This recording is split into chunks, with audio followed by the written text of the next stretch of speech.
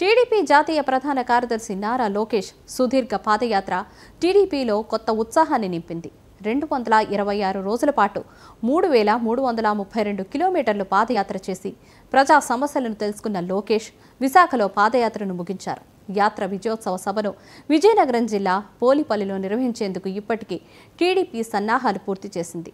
రాబోయే ఎన్నికలకు సంకేతంగా జరుగుతున్న విజయోత్సవ సభపై మరింత సమాచారం మా ప్రతినిధి కిరణ్ అందిస్తారు. ముగింపుతోటి విజయనగరం జిల్లా పోలిపల్లిలో విజయోత్సవ సభ నిర్వహించేందుకు తెలుగుదేశం పార్టీ విస్తృత ఏర్పాట్లు చేస్తుంది. దీనికి సంబంధించి ఈరోజు విజయనగరం జిల్లా పోలిపల్లిలో జరుగుతున్నటువంటి సభా ప్రాంగణానికి సంబంధించి ఇక్కడ ఉన్నటువంటి టీడీపీ సీనియర్ నేతలు, అదేవిధంగా నిమ్మకాయల చంద్రరాజప్ప కావచ్చు, రాజేంద్ర ప్రసాద్ కావచ్చు, మరోవైపు ఏదైతే ఈ డయాస్కి సంబంధించి కమిటీ ప్రతినిధిగా ఉన్నటువంటి రాజేంద్ర ప్రసాద్ గారు, వీళ్ళందరూ కూడా ఉన్నారు. పాసిల్ ప్రసాద్, వాళ్ళని అడిగి తెలుసుకుందాం. సార్ చెప్పండి, ఈ సభ యొక్క ముఖ్య ఉద్దేశం ఏంటి? ఒకటి యోగాలం పాదయాత్ర, లోకేష్ గారు పాదయాత్ర పూర్తి చేసుకుని ముగింపు సభ. రెండు, సడన్గా ఎన్నికలు డిక్లేర్ చేసే వస్తున్నాయని చెప్పి వచ్చినాయి కనుక అది కూడా విజయోత్సవ సభ కింద స్టార్ట్ చేయడానికి ఇక్కడి నుంచే ప్రారంభించాలని చెప్పి చేయటం. మూడు, పవన్ కళ్యాణ్, చంద్రబాబు నాయుడు ఇద్దరూ కలిసి ఒక మెసేజ్, ఈ ప్రభుత్వాన్ని ఎలా ఓడించాలన్నది ఒక మెసేజ్ ఇవ్వాలన్నది ఆలోచన. దీంతో మొత్తం మీద టోటల్ పెద్ద సభ కింద పెట్టడం జరిగింది. ఈ సభకి 110 ఎకరాల్లో ఈ సభ జరుగుతుంది. స్టేజు ఎప్పుడూ లేని విధంగా 200 అడుగులు ఇంటూ 100 అడుగులతో పెద్ద స్టేజ్ కూడా వేయటం. దీనికోసం దీన్ని సక్సెస్ చేయడం కోసం 16 కమిటీలు వేసారు. 16 కమిటీలు ఎవరికి వాళ్ళు వర్క్ చేస్తున్నారు. మాకు ప్రాబ్లం ఏంటంటే ఈ బస్సులేమో, ఆర్టీసీ బస్సులేమో ప్రైవేట్ బస్సులు వెళ్ళకూడదు అని చెప్పి ప్రభుత్వ ఆంక్షలు ఎక్కువైపోయినాయి. అయినా అధిగమించి మా వాళ్ళందరూ కూడా రావాలి, ప్రజలు రావాలి, యూత్ రావాలని చెప్పి ప్రతి ఒక్కరి నుంచి ఆలోచనలు ఉన్నారు. అందరూ కూడా రావడానికి సిద్ధంగా ఉన్నారు. మాకు ఎప్పటికప్పుడు ఇంటిమేట్ చేసి మాకు ఇలా జరుగుతుంది, మీరు ఎలాగైనా చెప్తున్నారు. ఆల్టర్నేటివ్గా కార్లు వేసి రండి, మోటార్ సైకిల్ వేసుకొని నడిచి రండి, ట్రాక్టర్లు వేసి రండి, ఆటోలు వేసి రండి, ఏది దొరుకుతుంది వేసుకురమ్మని చెప్పడం జరిగింది. దానికి ఎంతమంది రావచ్చు అనుకుంటున్నాను? 5 నుంచి 6 లక్షలు మేము అంచనా వేసుకున్నాం. అంచనా ప్రకారం ఎక్కడ ఇబ్బంది లేదు, ఖచ్చితంగా అంతమంది ఇక్కడ వస్తారు. అంటే ఈ విజయోత్సవ సభతోటి ఫైనల్గా ఇచ్చే సంకేతం 2024 ఎన్నికలకి ఎలా ఉండబోతుంది? అంటే ఇప్పటికే మారిపోయింది. ఎందుకంటే ఈ జగన్మోహన్ రెడ్డి గారు పరిపాలన చేయలేదు. పరిపాలన గాలికి వదిలి ప్రతిపక్షాలు అనగదొక్కలేనని చూశాడు. అప్పులు చేశాడు, 10 లక్షల కోట్లు అప్పులు చేశాడు. అభివృద్ధి లేదు, సంక్షేమం లేదు. మొత్తం మీద టోటల్ అంతా ప్రజలందరూ చేసుకున్నారు. హెరాస్మెంట్ చేస్తున్నాడు, దోపిడీలు చేస్తున్నారు, ఎమ్మెల్యేలు దోపిడీలు చేస్తున్నారు, లీడర్స్ దోపిడీలు చేస్తున్నారు. ప్రజలందరూ అర్థం చేసుకున్నారు. దాని చేత ఖచ్చితంగా ఓడించాలని ఇప్పటికే ప్రజలు డిసైడ్ అయ్యారు. అందుకే ఆయనకి అర్థమైంది. అందుకే అభ్యర్థుల మార్పు అని పేరుతో పెద్ద ఎత్తున మార్పులు చేసుకున్నాడు. ఎంత మార్పులు చేసినా వీళ్ళు ఎక్కడ ఏదో కొత్తసారి పాత చేసినట్టుగా అలా మారుతారు తప్పించి అందరూ ఒకటే. వీళ్ళందరూ కూడా ఎమ్మెల్యేలుగా ఫుల్గా వాళ్ళ కార్యక్రమాలు చక్కబెట్టుకున్నారు. ఆయన కార్యక్రమం ఆయన చక్కబెట్టుకున్నాడు. అని చేత ప్రజలు సిద్ధంగా ఉన్నారు. తెలుగుదేశం తగ్గించాలి, చంద్రబాబు నాయుడు ఒక్కడే ఈ రాష్ట్రాన్ని బాగు చేయగలిగిన అన్నాడు. అంచేత పవన్ కళ్యాణ్ గారు, చంద్రబాబు నాయుడు ఇద్దరు కలిసి మళ్ళీ గవర్నమెంట్ ఏర్పాటు చేస్తారు. ముఖ్యమంత్రి చంద్రబాబు నాయుడు అవుతారు. Thank you sir. మీరు చెప్పండి, ఇప్పుడు ఏదైతే వైసీపీలో ఉన్నటువంటి అసంతృప్తి ఎవరైనా ఉన్నారో వాళ్ళందరితో ఇప్పటికే టీడీపీ వాళ్ళతో టచ్లో ఉన్నారని చెప్పి ఒక సంకేతం వస్తున్నది. ఇది ఎంతవరకు వాస్తవం? వాళ్ళందరూ కూడా మీ పార్టీలోకి వచ్చే ఛాన్సెస్ ఏమైనా ఉన్నాయా? వాళ్ళని మళ్ళీ మీరు స్వీకరిస్తారా? అంటే ఒకటండి, ఇక్కడ జగన్మోహన్ రెడ్డి గారి యొక్క సైకో మనస్తత్వానికి, అరాచకానికి ఓ రకంగా వైసీపీ ఎమ్మెల్యేలు కూడా బలైపోయారు. అందులో చాలామంది మీరు అన్నట్టు మా పార్టీని సంప్రదిస్తున్నారు. కానీ ఎవరిని పడితే వాళ్ళని తీసుకోవడానికి మా పార్టీ సిద్ధంగా లేదు. ప్రజల్లో మంచి పేరుండి ట్రాక్ రికార్డు, గుడ్ విల్ బాగుండాలని ప్రజలు యాక్సెప్ట్ చేసిన వాళ్ళ. ఎందుకంటే వాస్తవానికి వాళ్ళ వైసీపీ ఎమ్మెల్యేల మీద అసంతృప్తి కాదు, జగన్మోహన్ రెడ్డి గారి మీద, ఆయన యొక్క ప్రవర్తన మీద, ఆయన నాయకత్వం మీద అసంతృప్తి ప్రజలకి. మార్చాల్సింది వైసీపీ ఎమ్మెల్యేని కాదు, జగన్మోహన్ రెడ్డి గారిని మార్చాలనుకుంటారు ప్రజలు. కనుక ఆయన మార్చాలి. అందుకనే అందులో ఉన్నటువంటి మంచి వ్యక్తుల్ని తప్పనిసరిగా తెలుగుదేశం పార్టీ ఆలోచిస్తుంది. అటువంటి వాళ్ళ గురించి, దాని గురించి మా అధిష్టానం, మా నాయకుడు చంద్రబాబు నాయుడు గారు నిర్ణయం తీసుకున్నారు. ఇప్పుడు రేపు జరిగేటువంటి విజయోత్సవ సభకు సంబంధించి ఎటువంటి సంకేతం ప్రజలకు కావచ్చు, పార్టీ శ్రేణులకు కావచ్చు, ఎలాంటిది ఇవ్వబోతుంది మీ పార్టీ? ఇప్పుడు లోకేష్ గారు చిన్న వయసులోనే మరి 3000 చిల్లర కిలోమీటర్లు పాదయాత్ర నడపడం, ఒక్క చంద్రబాబు నాయుడు గారు అరెస్ట్ అయిన సమయంలోనే గ్యాప్ వచ్చింది నాన్ స్టాప్. ఆయన ఆదివారాలు సెలవు రోజుల్లో కూడా అన్నారు సార్. అదే మీకు జగన్మోహన్ రెడ్డి గారు అయితే ఆయన ప్రతి శుక్రవారం, శనివారం, ఆదివారం ఆయన సెలవులు ఇచ్చుకుంటా అది దఫదఫాలుగా చేశాడు. ఈయన ఇంత చారిత్రాత్మకమైనటువంటి పాదయాత్ర చేసిన దానికి ఒక మైల్ స్టోన్గా, అలాగే రాబోయే ఎన్నికలకి ఒక విజయ శంఖారావాన్ని పూరించడానికి, అలాగే పవన్ కళ్యాణ్ గారితో జనసేన పార్టీతో మాకు పొత్తు కుదిరిన సందర్భంగా ఉమ్మడిగా మేము విజయ శంఖారావం పూరించడానికే ఈ యొక్క యువగళం ఈ సభని భారీ ఎత్తున నిర్వహించడం జరుగుతుంది. సార్, ఇప్పుడు ఈ విజయోత్సవ సభలో ఏమైనా కొత్తగా జాయినింగ్స్ ఆల్రెడీ నిన్న మనం చూసుకున్నట్టయితే గద్దె బాబు ఎవరైతే బీజేపీ ఆయన పార్టీకి రాజీనామా చేశారో అక్కడ ఉన్నటువంటి పరిస్థితుల నేపథ్యంలో మళ్ళీ ఈ మన తెలుగుదేశం పార్టీలోకి వచ్చే అవకాశం ఏమైనా ఉందా? అలాగే ఇంకేమైనా కొత్త జాయినింగ్స్ ఏమైనా ఉన్నాయా? మీకు అలాంటి ఏమైనా సమాచారం ఉందా? ఇది చాలామంది సంప్రదిస్తున్నారండి. అదే చెప్పేది, మా నాయకుడు చంద్రబాబు నాయుడు గారు ఆలోచించి ఆయన నిర్ణయం తీసుకోవటం జరుగుతుంది. అంటే ఇప్పుడు బాబురావు మళ్ళీ మీ పార్టీలోకి వస్తే ఆహ్వానిస్తారా? చూద్దాం, మా బాబు గారు చంద్రబాబు గారు నిర్ణయం తీసుకోవాలి. ఎందుకంటే ఆయన చాలా సీనియరు, చానాళ్ళు సన్నిహితంగా బాబు గారికి కూడా ఉండి మరి ఎందుకు అలిగి ఆయన అటు వెళ్ళాడు. మళ్ళీ వస్తానంటే బహుశా అవకాశం ఇవ్వచ్చు బాబు గారు.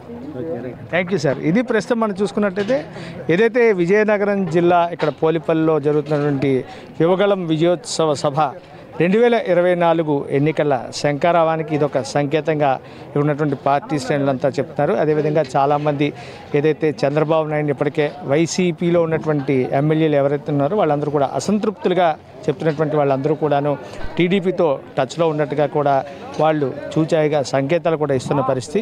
రేపు 20వ తేదీన జరిగేటువంటి యువగళం విజయోత్సవ సభ ఎన్నికల శంఖారావానికి ఇది ఒక నాందిగా చెప్పడం జరుగుతుంది. మొత్తం మీద మనం చూసుకున్నట్టయితే తెలుగుదేశం పార్టీ నిర్వహిస్తున్నటువంటి ఈ విజయోత్సవ సభకు దాదాపు 5 నుంచి 6 లక్షల మంది వస్తారని చెప్పి అందరికీ కూడా అన్ని సౌకర్యాలను కూడా ఏర్పాటు చేస్తామని చెప్పి ఏవైతే ప్రైవేట్ వెహికల్స్లో ఆర్టీసీ బస్సులను ఇవ్వలేని నేపథ్యంలో ప్రభుత్వం ప్రైవేట్ వెహికల్స్లోను ట్రాక్టర్లతోనూ ఎడ్ల బళ్ళ మీద ఇలాగా ఎవరికి తోచని రీతిలో వాళ్ళు ఖచ్చితంగా ఈ సభకు హాజరు కావడానికి చాలా ఉత్సాహం కనబరుస్తారని చెప్పి ఇక్కడ ఉన్నటువంటి నిమ్మకాయల చంద్రరాజప్ప కావచ్చు, మరోవైపు రాజేంద్ర ప్రసాద్ కావచ్చు, వీళ్ళందరూ కూడా చెప్తున్నారు. కెమెరామెన్ రాజుతో కిరణ్ కుమార్, 99 టీవీ, విజయనగరం నుంచి. యువగళం విజయోత్సవ సభకు జనం భారీగా వస్తారని టీడీపీ సీనియర్ నేత అశోక్ గజపతిరాజు తెలిపారు. కానీ విని ఎరుగని రీతిలో సభ జరుగుతుందని తెలిపారు. అభివృద్ధి పేరుతో వైసీపీ నాయకులు రాష్ట్రాన్ని దోచుకుంటున్నారన్నారు అశోక్ గజపతిరాజు. మరి అశోక్ గజపతిరాజుతో మా ప్రతినిధి కిరణ్ ఫేస్ టు ఫేస్. యాత్ర ముగింపు సందర్భంగా విజయనగరం జిల్లా పోలిపల్లిలో నిర్వహిస్తున్న విజయోత్సవ సభకు భారీ ఎత్తున తెలుగుదేశం పార్టీ శ్రేణులు తరలివస్తున్నారు. ఈ నేపథ్యంలో ఇప్పటికే పూర్తి స్థాయిలో అన్ని ఏర్పాట్లు కూడా చకచకా పూర్తవుతున్న నేపథ్యంలో భారీగా తెలుగుదేశం సీనియర్ నేతలందరూ కూడాను ఏర్పాట్లకు సంబంధించి పూర్తి స్థాయిలో పర్యవేక్షణ సాగిస్తున్నారు. దీనికి సంబంధించి సీనియర్ నాయకులైనటువంటి అశోక్ గజపతిరాజు మనతో ఉన్నారు. ఆయన అడిగి తెలుసుకుందాం.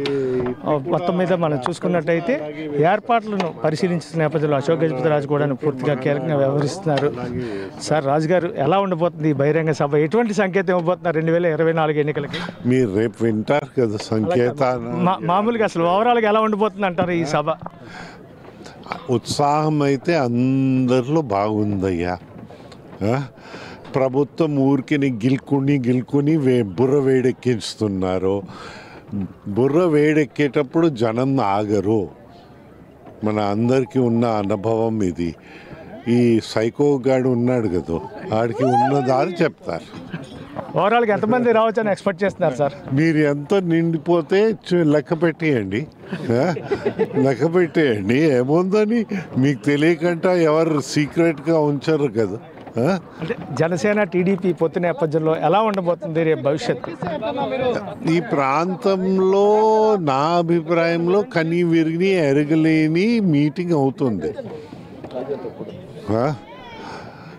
ఇది గతంతో పోల్చుకుంటే ఇక్కడ కొన్ని రోజులైంది. ఈ సైకోగాడు వచ్చి భోగాపురం ఎయిర్పోర్ట్ రెండోసారి పునాదిరాయి వేయడం ఇక్కడే, ఈ ప్రాంతం దగ్గరే, మీరు కూడా వెళ్ళి చూడవచ్చు. తెలుగుదేశం ప్రభుత్వంలో 2700 ఎకరాలు 2700 and odd acres ఉంటే అది వారు ఇచ్చారు. అప్పుడు రైతులు ఇచ్చారు, త్యాగం చేశారు రైతులు. 3-4 రేట్లు మీకు తెలుసు కదా. మీ 34 కొన్ని 29 ఇలాగా రేట్లు ఇచ్చారు. ఈ గవర్నమెంట్ రాగానే ప్లస్ అది ఓకే, దట్ దిస్ థింగ్. ఏమైంది, గవర్నమెంట్ మారగానే ఫస్ట్ క్యాబినెట్లో 500 ఎకరాలు తగ్గించారు. వారు గవర్నమెంట్కి వచ్చే ముందన జిఎంఆర్ వస్తారు, హాహు హిహావు ఇవ్వము అని వారందరూ, వారికి ఏంటో కానీ కొంచెం పిచ్చెక్కినట్లా ఉంది. ఆ రోజే వారు ఆ యాంగిల్లో వెళ్ళారు. ఇప్పుడు వెస్ట్ కోస్ట్లో మోపా అయితే తయారైపోయింది. గోవాలో ఫ్లైట్సే వెళ్ళిపోతున్నాయి. శంషాబాదు 8 సంవత్సరాలు పట్టింది తెలుగుదేశం ప్రభుత్వం ఫైనలైజ్ చేసి ఇదంతా చేసి ఇవన్నీ ఇవ్వడం. ఇక్కడ మనకి ఇంకా 2వ టర్మ్ దాటేసి 3వ టర్మ్లో వెళ్ళినట్లా కనిపిస్తూ ఉంది. ఏం తగ్గించారని 500 దిస్తింగ్ అడిగితే మేము ఎన్నికల్లో ఓడిపోయాం కనుక మాకు హక్కు లేదట తెలుసుకోవడానికి ప్రజలు. అయితే మొన్నే ఒక భూమి పూజ జిఎంఆర్ వాళ్ళు వేసేటప్పుడు వారికి కార్గో ఉంది, రన్వేస్ ఉన్నాయి. ఏం తగ్గిందని చూస్తే ఎంఆర్ఓ తగ్గింది. ఎంఆర్ఓ అంటే మెయింటెనెన్స్, రిపేర్, ఓవర్హాల్. అంటే ఏమయ్యేది ఎంఆర్ఓలో యువకులకి ఉద్యోగ అవకాశాలు ఉండేవి, పెరిగేవి. వీరికి ఏంటో మన యువతరము వారిపైన ఉద్యోగాలు ఉండకూడదని ఉత్తర కోస్తా జిల్లాలపైన వీరందరు పడి ఇన్ఫ్రాస్ట్రక్చర్ని నాశనం చేస్తున్నారు. ఇది అభివృద్ధి బాగా మేమే చేసామని చెప్పి అభివృద్ధి నినాదంతో ముందుకెళ్తున్నాం రాబోయే ఎన్నికల్లో అని చెప్పి వాళ్ళు అంటున్నారు. వారు అభివృద్ధి బాగా చేశారు, బాగా చేశారు. దాంట్లో అనుమానం పడక్కర్లే. ఉన్న డబ్బులు మింగడానికి చాలటంలే, అలా తయారైపోయింది.